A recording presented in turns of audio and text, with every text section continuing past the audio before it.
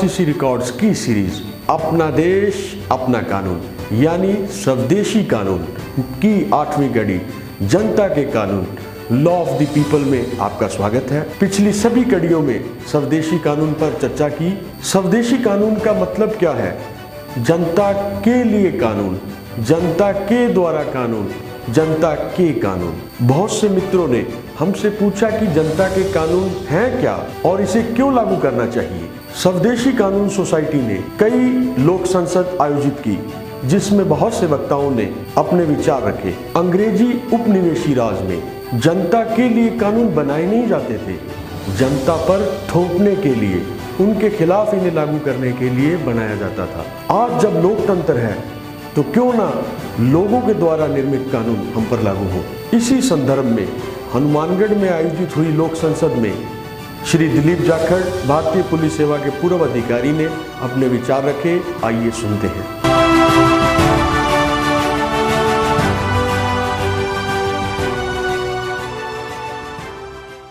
ये हम सब जानते हैं कि 1947 में जब भारत आज़ाद हुआ तो जिस कानून से हमें आज़ादी मिली वो इंडियन इंडिपेंडेंस एक्ट 1947 ये इंग्लैंड की संसद में पास किया गया था और उसमें 2 डोमिनियन स्टेट यानी अधीन राज्यों की स्थापना की गई थी। भारत था उसके 2 टुकड़े करके और भारत के अलावा पाकिस्तान में 2 हिस्से फिर किए गए, पूर्वी और पश्चिमी पाकिस्तान। आज तक उस कानून के अनुसार हम स्वाधीन राष्ट्र नहीं है बल्कि अधीन राज्य हैं। कॉमनवेल्थ में 101 देश शामिल किए गए, उनमें से 54 देशों ने ये माना जो स्वाधीन देश थे, जैसे अमेरिका, इजिप्ट, टर्की। इन देशों ने और वहां की जनता ने ये माना कि हम अब अधीन राज्य का दर्जा है वो सहन नहीं करेंगे, तो उन्होंने कॉमनवेल्थ से नाता तोड़ लिया और अपने हिसाब से कानून व्यवस्था और सारा सिस्टम इजाद किया। दुर्भाग्य से बाकी देशों में भारत भी एक है जो हम अब तक कॉमनवेल्थ को मान रहे हैं और अब तक वही कानून व्यवस्था जारी है। 1834 में जब ईस्ट इंडिया कंपनी पर बहुत प्रेशर पड़ा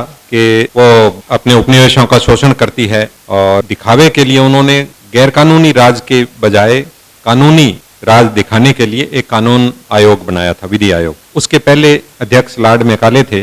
ये सज्जन वही थे जिसके बारे में बहुत कुछ लिखा गया है और हम सब जानते हैं। इस कानून व्यवस्था का असली मकसद उस समय उनका शोषण करना था, गुलाम देशों को और उपनिवेशों को दबाए रखना, फूट डालो राज करो। एक मशहूर कहावत थी कि ईस्ट इंडिया कंपनी और इंग्लैंड की राज एक ऐसे स्पंज के रूप में काम करती है जो अपने गुलाम देशों से धन चूस कर और लंदन में जाकर निचोड़ देती। सिविल प्रक्रिया कानून यानी सीपीसी 1908 की आज तक लागू है। अभी जो विवादित 3 कानून है जिसको बहुत से लोग काले कानून कहते हैं वो उसी सीपीसी की ही तर्ज पर बनाए हुए। हमने इस स्वदेशी कानून सोसाइटी में उसका बहुत विस्तार से अध्ययन किया है। किसान नेताओं से, व्यापार मंडल के सदस्यों से, वकीलों से, कानून के छात्रों से, रिटायर्ड जजेस से इस बारे में चर्चा की तो हमने ये पाया है कि 15 में से 12 धाराएं समाज के हित में नहीं, किसी न किसी तरीके से किसानों के, व्यापारियों के, मंडी के मजदूरों के और कुल मिला के समाज के खिलाफ है। साक्ष्य अधिनियम आज भी 1872 का चल रहा है। उसमें बड़ी कई मजेदार बातें हैं। सहअभियुक्त को गवाह माना जाए या नहीं, इसके बारे में एक ही कानून में एक धारा में ये कहा गया है कि सहअभियुक्त को गवाह बनाया जा सकता है, दूसरे में ये कहा गया है कि नहीं बनाया जा सकता। अगर किसी बड़े नेता को, तिलक साहब को, गोखले को, सरदार पटेल को लपेटना होता था तो वो 133 लगा देते थे और अगर कोई माफी मांग लेता था तो उसके धारा बदल देते थे। मैं तो ये कहता हूं कि वो कानून की आड़ में गैर कानून थे जो हम दुर्भाग्य से अब तक ढो रहे हैं। ये लिस्ट आपके हाथ में है, आप इसमें देख सकते हैं। मैं एक कहानी इसमें शॉर्ट में लिखी गई है वो जरूर आपसे चर्चा करना चाहूंगा। एक गिदड़ बड़ा चालाक था। वो एक खेत में घुसा और खेत के मालिक ने उसको घेर लिया और पीटने लगा तो उसने कहा कि नहीं नहीं किसान भाई, मेरे पास तो राजा जी का पट्टा है, दिखा। पट्टा उसने पास ही एक लिफाफा पड़ा था, मूंगफली खा के और फेंक दिया था, वो उठा के दिखा दिया। किसान ने देखा उल्टा सीधा कुछ लिखा हुआ था, उसने कहा ठीक है भाई, पट्टा है तो खाएगा ही तू, हमारा पट्टा और खा, तेरी मर्जी है जितना। तो ठीक इसी तरह सन 1600 में ईस्ट इंडिया कंपनी की स्थापना हुई थी और इंग्लैंड की रानी एलिजाबेथ ने उसको एक चार्टर दिया था। उस चार्टर में यह लिखा था कि एशिया, अफ्रीका और अमेरिका में ईस्ट इंडिया कंपनी को व्यापार करने का अधिकार होगा और दूसरे किसी कंपनी को यह अधिकार नहीं होगा। ये बातें जब दूसरी कंपनियों ने व्यापार शुरू किए तब उनको रोक दिया गया तो उनके भी कान खड़े हुए और उन्होंने विरोध शुरू कर दिया। लेकिन इसमें ये एक एक्स्ट्रा टेरिटरी कानून, जिसका हिंदी में अगर अनुवाद करें तो परदेशी कानून के अलावा और कुछ हो ही नहीं सकता, ऐसे परदेशी कानून थोपे। और उस चार्टर में ये था कि ईस्ट इंडिया कंपनी व्यापार करेगी, अपनी कोठियों को और अपने इलाके की हिफाजत के लिए खुद की कानून व्यवस्था इंग्लिश लॉ वहां लागू करेगी। अमेरिका ने इस कानून को नहीं माना। आपको सबको ध्यान है कि अमेरिका 1776 से पहले इंग्लैंड का गुलाम देश था, जैसे हम गुलाम थे वैसे ही। लंबी कहानी है, लेकिन मोटे तौर पर एक नारा दिया वहां कि नो टैक्सेशन विदाउट रिप्रेजेंटेशन।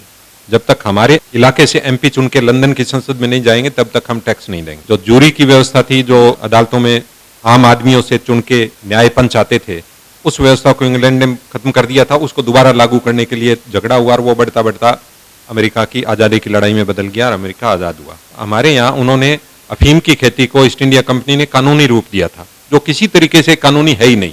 आज हम अच्छी तरह जानते हैं कि अफीम की खेती करना इलीगल, बिना लाइसेंस के, और व्यापार करना ये तस्करी में आता है, स्मगलिंग में। लेकिन उस टाइम कानूनी उन्होंने रूप दिया। चीन में उन्होंने जबरदस्ती व्यापार करने की नियम बनाया तो राजा ने एतराज किया। उन्होंने 2 युद्ध लड़े, ईस्ट इंडिया कंपनी ने, और फ्रेंच की एक कंपनी भी साथ मिल गई। उन युद्धों में आखिर में चीन के राजा के महल को घेर लिया और तलवार उसके गर्दन पर रख के उन्होंने कहा कि ये जो अफीम का व्यापार है इसको कानूनी बनाना पड़ेगा। उसने हार मान के और साइन कर दिया। 200 साल तक चीन अफीमचियों का देश माना जाता रहा। ये सारी बात करने का मतलब हमारा ये है कि इस सोसाइटी में हमारा एक खुलेआम नारा है, law by the people, law for the people, law of the people. कानून जनता के द्वारा बने, जनता के लिए बने और जनता के कानून बने। इसी कड़ी में ये लोक संसद हमने शुरू की है। संसद हमारी सम्मानीय संस्था है, उसके घेराव करने की हमें जरूरत नहीं है, न वो लोकतांत्रिक तरीका है। इसकी बजाय जैसे हमने गंगानगर में 2 लोक संसद की, माननीय सांसद साहब को हमने बुलावा भेजा, निहालचंद साहब को, वो नहीं आए। फिर हमने इस बार जो पूर्व सांसद है शंकर पन्नू साहब, उनसे हम मिले, उनको भी दिया कि ये 3 कानून संसद ने पास किए हैं, क्यों ऐसी नौबत आई कि अध्यादेश जारी किए जाएं, अध्यादेश की क्या प्रक्रिया होती है, हमने उनसे जाना। तो फिर हमने रिक्वेस्ट की कि साहब ये बात सबको, आम जनता के सामने आनी चाहिए कि अध्यादेश किस स्थिति में जारी होता है, और ये कोरोना जैसी जो महामारी थी उसके दौरान ऐसी क्या नौबत आ गई थी कि बिना बहस के सीधे ही अध्यादेश जारी कर दिया जाए। उनको मैं धन्यवाद दूंगा कि वो खुद तो नहीं आए, लेकिन एक वीडियो फिल्म जो अभी हम देखेंगे। धन्यवाद दिलीप जी। तो इसी कड़ी में श्री शंकर पन्नू जी, जो कि पूर्व सांसद हैं, उन्होंने अपने विचार व्यक्त किए हैं। आइए सुनते हैं। किसानों के खिलाफ ये जो 3 कानून भारत सरकार लेके आई है, इस तीनों कानूनों में बहुत सी खामियां हैं और इन खामियों को ऐसे सीधे तौर पे ठीक नहीं किया जा सकता। इसलिए इसको जो है पहले रद्द किया जावे और रद्द करने के बाद में पुनः जो है पार्लियामेंट में लाए और पार्लियामेंट में इस पे विस्तार से डिस्कशन होना चाहिए, सारी पार्टियों को साथ लेना चाहिए। डिस्कशन के बाद में जो रिजल्ट निकले, जो चाहे लोग, उसको जो है लागू किया जाना चाहिए। आज इसकी आवश्यकता नहीं है, क्योंकि हर कानून के अंदर खामियां हैं और इन खामियों की वजह से जो है किसान उद्वेलित हैं, किसानों को भारी नुकसान हो रहा है इससे, और किसान ये समझते हैं कि उनकी भूमि जो है वो सारी रहन रखी जाएगी, रख करके और कब्जा कर ली जाएगी। ये किसान का अधिकार है भूमि पर, वो भूमि जो है एक बड़े बड़े उद्योगपति जो है ये छीन लेंगे। इस तरह की जो बातें आ रही है इसमें सच्चाई भी है, क्योंकि पिछले दिनों मोगा में, हरियाणा में सेलोज बन चुके हैं। आज से 3 साल पहले, 4 साल पहले जो शुरू कर दिए गए थे, उसके पीछे क्लियर हो जाता है कि ये सेलो जो है सरकार और उनके बीच में कोई समझौता हुआ है, उस समझौते के तौर ये सेलोज बने और आज वो जो है ये कानून ला करके उन लोगों को बेनिफिट देना चाहते हैं, किसान को मारना चाहते हैं। इसलिए कानून जो है एक बार रद्द होने चाहिए। इन तीनों कानूनों को रद्द करने पर ही हिंदुस्तान का किसान जो है राजी होगा, अन्यथा ये जो आंदोलन है ये चलता रहेगा। मैं धन्यवाद देता हूँ किसानों को और सभी राजनीतिक पार्टियों को जिन्होंने कि इस किसानों का समर्थन किया है, और लोक संसद को भी कि जो इस ऐसे इश्यूज को उठा करके लोगों के बीच में ला रहा है। धन्यवाद। धन्यवाद सांसद महोदय का। उन्होंने स्वदेशी कानून सोसाइटी के लिए अपना वीडियो संदेश प्रेषित किया। हनुमानगढ़ में आयोजित हुई लोक संसद में बहुत से वक्ताओं ने अपने विचार रखे। आइए सुनते हैं। कोई भी कानून बनाया जाता है, जैसे शहीद आजम भगत सिंह को उन्होंने कोट किया, मैंने भी भगत सिंह जी की डायरी का अवलोकन किया था। उन्होंने 4 बातें कही थी कि कोई कानून क्यों बनाया गया, उसका उद्देश्य क्या था, क्या वो उस रूप में बन पाया, क्या वो लागू किया जा सका उसी रूप में, और वो जनता की भावना के अनुकूल है या नहीं है। अगर कोई कानून जनता की भावनाओं के अनुकूल नहीं है तो वो कानून सही नहीं हो सकता। पूरा देश इन बिलों को लेकर आज जिस कगार पे है वो हमारे सामने है, और इन बिलों पर या इन अधिनियमों पर कहीं पर भी खुलकर डिस्कशन नहीं हुआ, विचार विमर्श नहीं हुआ। आज हमारे बीच माननीय उच्च न्यायालय से धनजी कौशिक एडवोकेट आए हुए हैं, नरेंद्र जी सेठी संघ से भी आए हुए हैं, और भी अधिवक्ता है।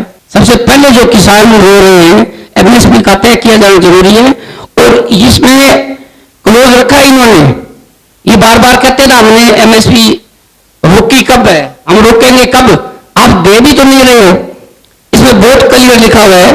मोटे रूप से हम ये इसमें मंथन पे आ रहे हैं। मैं कंक्लूड करना चाहूंगा कि कृषि कानून दोनों ही अवैध है, असंवैधानिक है, क्योंकि केंद्र सरकार को अधिकारिता नहीं है। मैं तो एक किसान का बेटा हूं, जाटों की भाषा में बात करूंगा। सोनी जी, अगर ये कानून इतने अच्छे होते तो ये सर्द रातों में 150 से ज्यादा किसानों की मौतें हो गई, और अभी भी वो डटे हुए हैं बॉर्डरों पर। तो आप ऐसी खुली मंडी रख के करोगे क्या, जहां कुछ किसी चीज का रिकॉर्ड ही नहीं है, कोई परचेज करके किसान से ले जाएगा, उसका पता ही नहीं लगेगा कौन ले गया।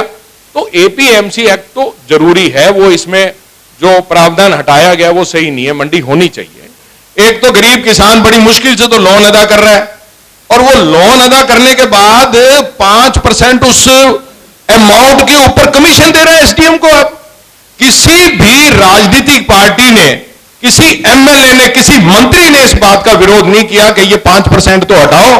तो ये मैं आपसे निवेदन करता हूं कि इस 5% के लिए आप लड़िए। आप दूसरा, इसी एक्ट में आप देखेंगे कि सेक्शन 13 के अंदर इसमें यह लिखा हुआ है कि कोई भी बैंक अगर केस लगाता है किसान के खिलाफ कि भी इसने पैसा नहीं दिया, पैसे की वसूली करवाई जाए, तो उसको डिटरमाइन करना पड़ता है, वो निश्चित करता है कि कितना बकाया है।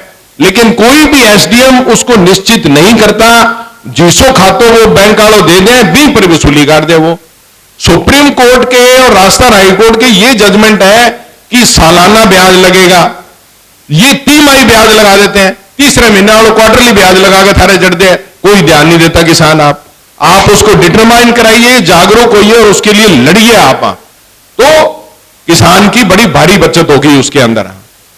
तो ये इस बात को जो हमारा संगठन है, जाखड़ साहब से भी निवेदन करूंगा कि आप उसको लगातार जो है ना, इस बात को उठाते रहें। कुछ कानून जो पास हो भी जाते हैं, कुछ तो साडे मंत्रियों ने नीतियां, कुछ साडा नैतिक आचरण कानून नूं खराब करता है, भ्रष्ट करता है। और भ्रष्ट कितने मूल आके इत्थे हो जाता है जिथे सानू न्याय मिलता है। तो एक बार तो जज साहबान छुट्टी दे दिंदे आ, एक बारी वकील साहब हाजरी माफी, एक बारी जज साहब छुट्टी ते, एक हाथ सही है नहीं तो दसो जी वकील साहब बैठे हो। ऐतकी मैं खुद देखा फाइल में जाके वकील साहब को, वकील साहब आ की गल है, असी हर तरीक ते आने और मुरझमा ही नहीं रहा। कारण की मैनू थोड़ी जी कोई राय मिली कि इत्थे बैठे रहो, चार्ज लगवाओ।